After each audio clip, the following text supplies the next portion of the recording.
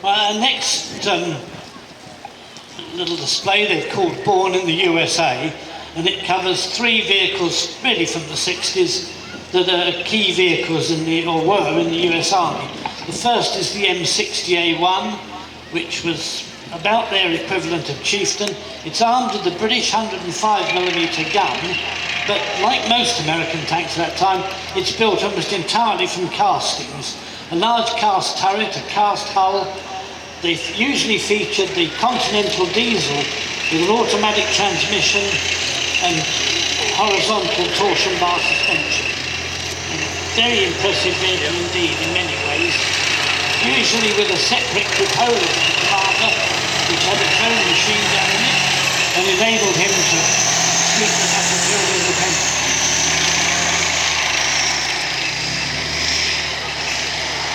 You probably won't hear us very well while the engine is actually roaring, but it's an impressive sound and well worth soaking up in its own right. The M60s, following on really a whole series of American tanks, the Patton tanks as we called them after the Second World War, in a sense the Americans just upgraded and built larger versions of their own original designs. So the M48 tank came into service just after World War II. The M60, they started upgrading it, they started designing it in the 50s. It does go into service actually in 1960, and again you may recognise this because of course a lot of countries have got it all around the world. It was sold on to 15,000 made, so there's an awful lot of them, and they were sold on and passed on by the US government, and at the moment there's M60s all along the border of Turkey, keeping an eye on the Syrian border there, so still they appear on the news a lot. I think the secret was it was a very serviceable tank, which is why it's still used in such large numbers. Very reliable and quite tough. Now the next vehicle there is something really quite unusual for tankers. It's an M110. It's a self-propelled gun.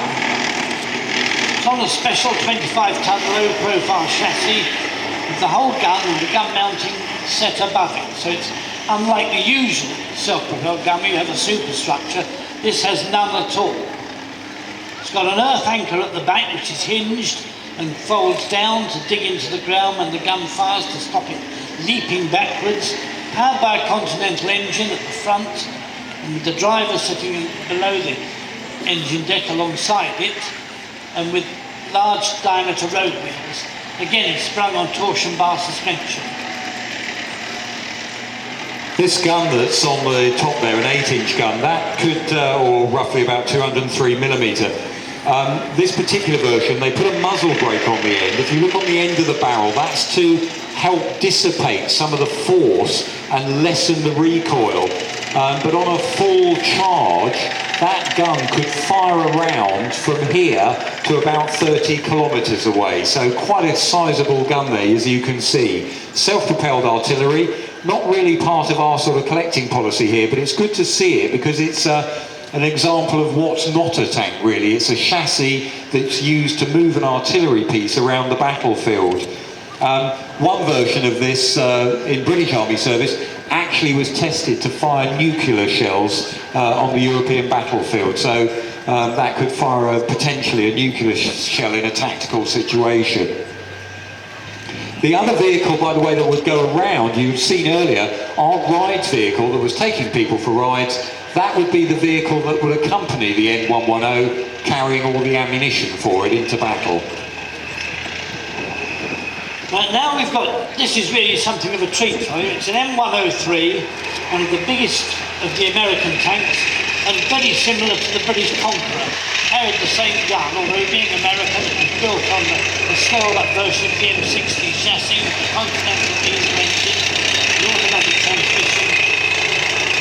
Really made it much more mobile than the Conqueror. It's got a 120mm gun, which is why it's in such an enlarged turret.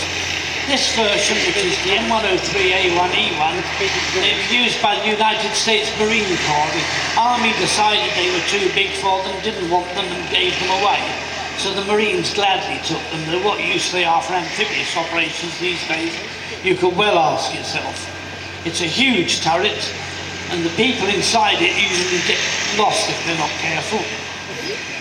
The commander so far at the back he's out of touch with everybody, but that gun is an amazing size in there, and with that hitting power of 120 mil, which is really no more than Chieftain and Challenger carry today, but in those days it was fired separate shell and glass case ammunition, so it had to be loaded by either two people or one person working one thing at a time, the projectile and then the case, and then firing them and disposing of the case, which was a problem in itself.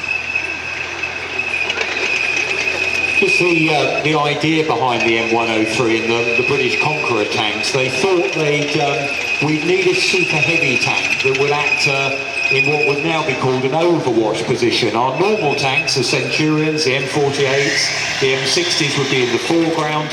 These whoppers would be behind, hopefully picking off Soviet tanks before they got in range. That was the idea. But with the Conqueror, we replaced with the Centurion and then the Chieftain, and with the M103, they just didn't really like the idea in the US Army after a certain time, so they went for the Universal or the main battle tank instead.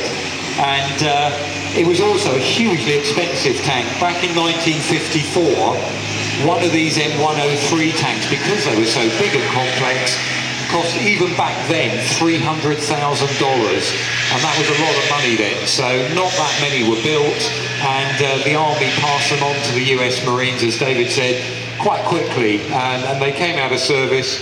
The last ones were in service in about 1972. We actually had one of the crew members, a US Marine of our particular tank, visited us a couple of years ago, and he pointed out in the turret where he'd scratched his name inside that massive great turret there, you can see. Another thing, while we're looking at American tanks, you'll find that during the Second World War, the Americans, the Sherman, used to have the arrangement with the engine at the back, driving a gearbox at the front, and then driving the tracks by sprockets at the front. By the time the war had ended, the Americans had gone on, and the British had always done, to a rear mounting engine gearbox, rear drive, motor standard fairly common with all these sort of post-war American vehicles.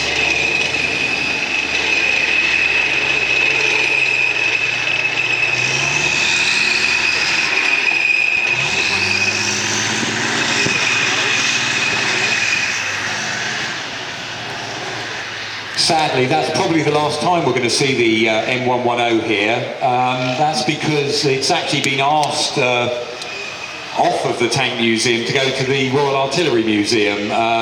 They'd actually quite like it, or the Royal Artillery Regiment would like to have it as a training aid.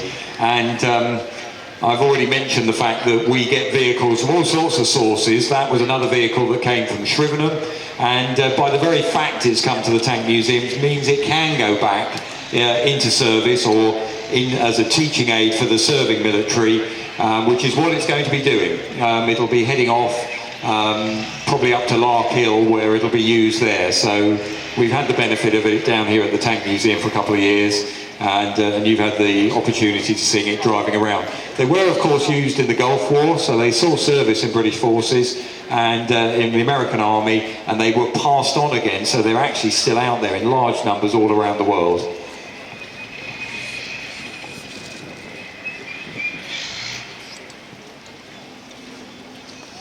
As you can imagine, manoeuvring these vehicles, we have quite a number of different sorts of drivers here. Some are our professional staff members who work there. Many of the drivers are volunteers, so all of them are taught to treat the vehicles with great due care and respect, so they do take their time. We're never going to thrash the vehicles around the arena here.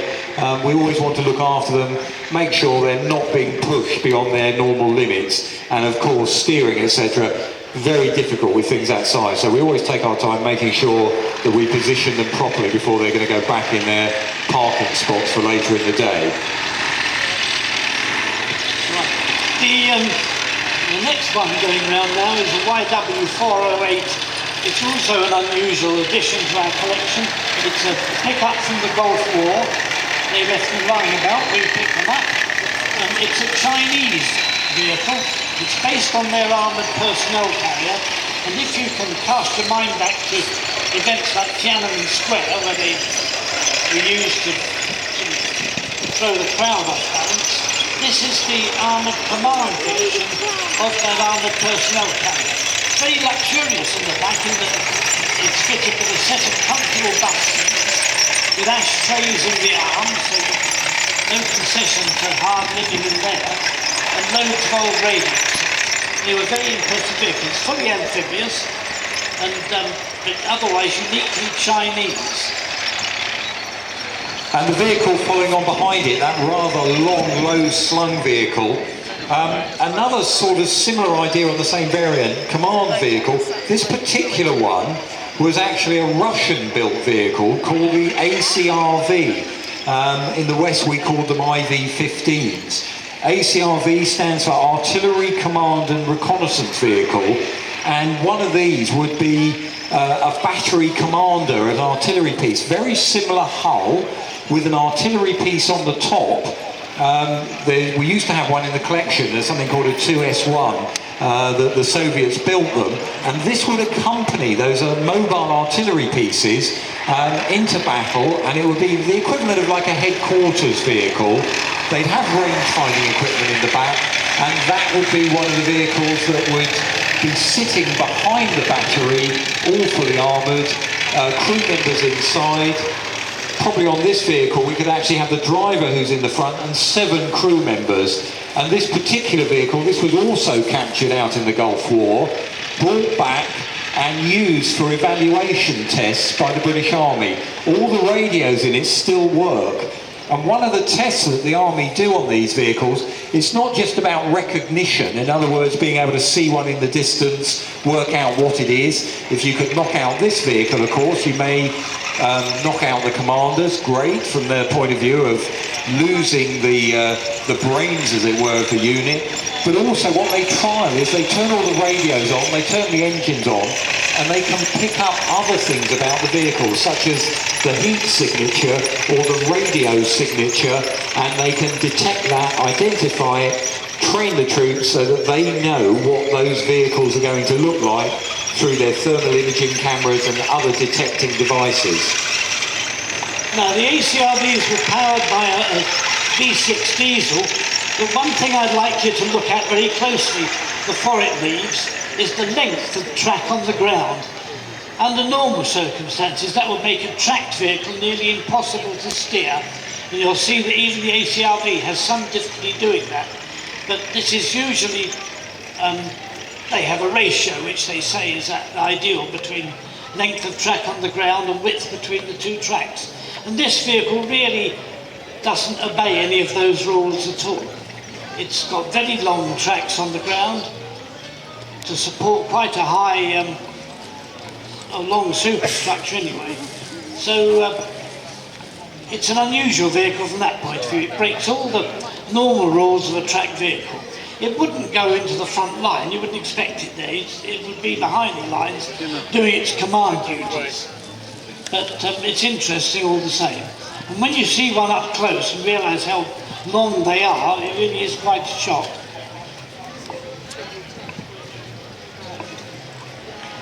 And the next one coming in, this one is a Type 59 vehicle, which we always have fun explaining. The Russians developed a series of tanks, they call them T-tanks. They developed just after the Second World War a tank called the T-54.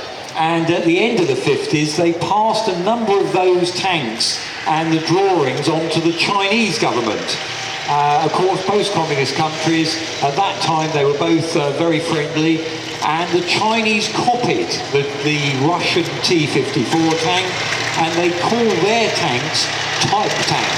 So this is a Type 59 tank, which is therefore basically a Chinese copy of a Russian T-54 tank. I hope you're paying attention out there, because there is going to be a test later, so make note. So Type 59, and this particular tank is even slightly weirder. it's got a British gun on it. What happened was that so many of these vehicles were sold around the world.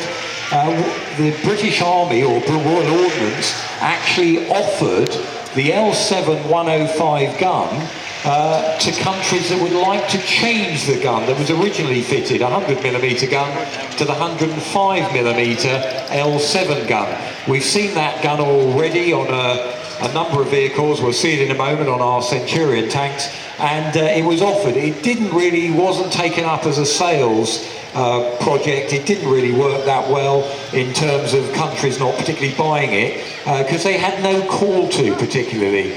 But this is the testbed vehicle that was used by Royal Ordnance, taken to some of the defence shows, and when they'd finished with it some years ago, it was gifted to the Tank Museum. The Type 59 is powered by a V12 diesel.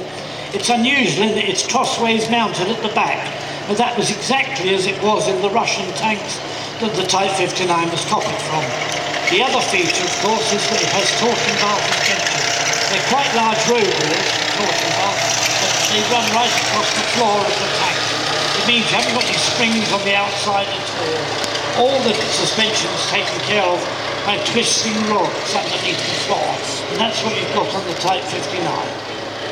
It's got the turret's always referred to as an inverted frying pan turret, and it looks very similar to the turret you'll see on the Type T54, T55, even the T62. They went along those lines for years, and that's just typical of their tanks. One of the big issues in the Cold War was in Western countries we used to always like to think our tanks were much more technically sophisticated than the Russian tanks, and certainly on a one-to-one basis, on the whole, the Western tanks certainly were. If you're playing top trumps, you want certainly to get a NATO tank rather than a Russian tank. But of course, those Russian tanks were designed with mass in mind, huge numbers, and they were designed very specifically for the Russian war plan. And that is to think of a tank not so much as a vehicle that's going to go on for a long time. The Russians look at a tank like a hand grenade. If you need 5 hand grenades to clear a house, the Russians would have given their frontline forces 5 of them, off they go, and there will be more to replace them. And this is a tank coming on now that the Russians built, designed in the 60s. This is a T-72 tank, and this, one might argue, is probably the most numerous tank in service around the world at the moment, and it has seen a lot of combat action, and it is a superbly effective, if simple design. This particular T-72 is from the Polish army. It was gifted to us as an exchange. It's got the spaced armour on the sides, which opens out to deflect incoming shot. But the thing is powered by the same sort of diesel engine again. The Russians actually started out with a tank called the T-64, which featured a sort of horizontally opposed diesel engine, which was rather based on what we were doing with Chieftain. It was nearly as awful as Chieftain as well, and the T-64 never left the Red Arm. The T-72, which has got more of the traditional engine and gearbox, was used by a number of countries, as David said, all around the world, and still is. It's got torsion bar suspension again, and it's got an auto-loader in the base of the turret, so that you can lower the whole tank. You don't need the loader's the only man in most tanks who works standing up. It's about the only way he can do it. But by doing away with the loader, you do away with the extra height of a standing man. The drawback is that the loading device is like a carousel arrangement in the base of the turret, and if that is hit, the tank goes up like a bomb. Again, it doesn't matter to the Russians, they've built so many of them, but it could really blow up and blow the turret off quite easily, killing the crew straight away. There's many variants of the T-72, and the Russian army made sure they kept the very best versions for their own forces, different standards of armour protection, different weapon systems and different types of ammunition were issued depending on the country. And we've actually found that you can buy a working T-72. We found them for sale